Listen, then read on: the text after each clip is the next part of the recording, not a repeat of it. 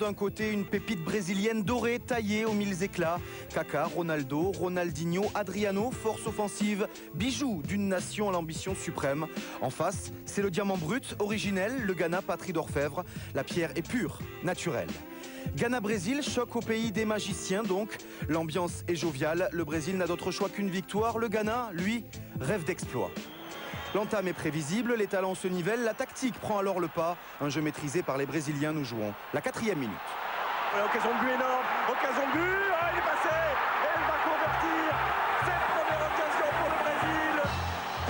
Un jeu de l'alignement fatal aux Ghanéens, c'est un Ronaldo légende qui ouvre le score, critiqué, contesté. Ronaldo inscrit là son 15e but en phase finale de Coupe du Monde.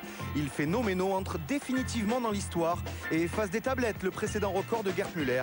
Dans l'instant, il permet surtout au Brésil de mener 1-0. 10 premières minutes cauchemar pour le Ghana et l'expérience en facteur déterminant. Encore cette défense, un brin naïve. Adriano s'échappe, le duel avec Kingston. Le Brésilien s'écroule dans la surface. Monsieur Lubos Michel l'avertit pour simulation. Sanctionné, Adriano, à tort, peut-être. Mais une action déclic comme un paradoxe, puisqu'elle sonne le réveil africain. Enfin dans le match, le Ghana fait montre de toutes ses qualités, entrevues lors des matchs précédents, spontanéité, talent, explosivité. Dramani à 30 mètres, la frappe est sèche. Dida à la parade. Michael Essien suspendu et attentif car le Ghana bouscule dès lors des Brésiliens peu habitués à subir un ballon déposé sur la tête de John Mensah. L'extension jambe droite de Dida, parade décisive du gardien brésilien. C'est l'un des tournants de cette rencontre car dans la foulée, le Brésil reprend sa marche en avant. Un exercice contrôlé à la perfection, ballon pour Kaká. Et c'est les situations vraiment qu'on revoit depuis le début de la rencontre avec Kaká, Cafu. Ouais, ça va aller au bout. Ça va aller au bout pour le Brésil. Ça va aller au bout et ça fait 2-0 grâce à Adriano. La contre-attaque est parfaite.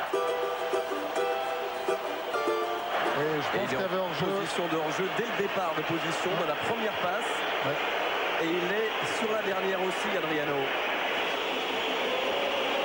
Les Ghanéens vont voir l'arbitre assistant. Il y a hors-jeu sur l'action.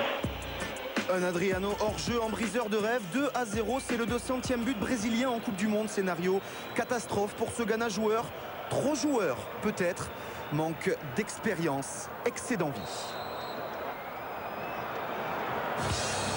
Alchimie d'individualité hors norme, le Brésil fait de son côté preuve de sagesse, de patience. La palette est large, le score confortable. 2-0 à la pause, le Lyonnais Juninho fait son entrée à la place d'Adriano pour consolider encore un peu plus cette assise technique. Le Ghana tente de revenir au courage. Asamoah tente sa chance à l'entrée de la surface. Dida s'interpose en deux temps. Les Ghanéens n'arrivent pas à percer le rideau jaune. Les intentions sont là. La réussite fuit pour l'instant. Toujours ces attaques placées côté brésilien, sentiment d'une histoire dont on connaît l'épilogue. Juninho justement pour le centre, la tête douteuse de Painsil et le réflexe de Kingston, les yeux exorbités du gardien ghanéen comme un aveu, un constat. Le Brésil est un ton au-dessus. 81e minute, le scénario catastrophe atteint alors son paroxysme pour simulation. Asamoah reçoit un deuxième avertissement. Carton rouge pour l'attaquant des Black Stars. 10 Ghanéens essoufflés face à 11 Brésiliens sereins. Beaucoup trop déséquilibrés, dévoreurs d'espace. Le Brésil profite évidemment de cette supériorité numérique. Avec Cardinho, pas de hors-jeu pour Zé Roberto, pas de hors-jeu pour Zé Roberto. Il est passé devant Kingston et ça va faire 3-0. C'est Roberto, travailleur de l'ombre, goûte la lumière. 3-0, le récital est clos. Entre génie et plénitude, le Brésil se qualifie pour les quarts de finale.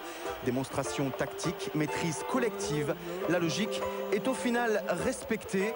Ronaldo a lui fait taire les sceptiques, décisif, redevenu souverain. La réponse du terrain est cinglante, mais c'est peut-être le potentiel intrinsèque de ce Brésil qui impressionne. Ronaldinho très timide, Robinho légèrement blessé. Autant de talent en sommeil pour l'instant. Le Ghana, lui, sort de ce mondial tête haute, des certitudes et des promesses pour cette terre d'Afrique retrouvée.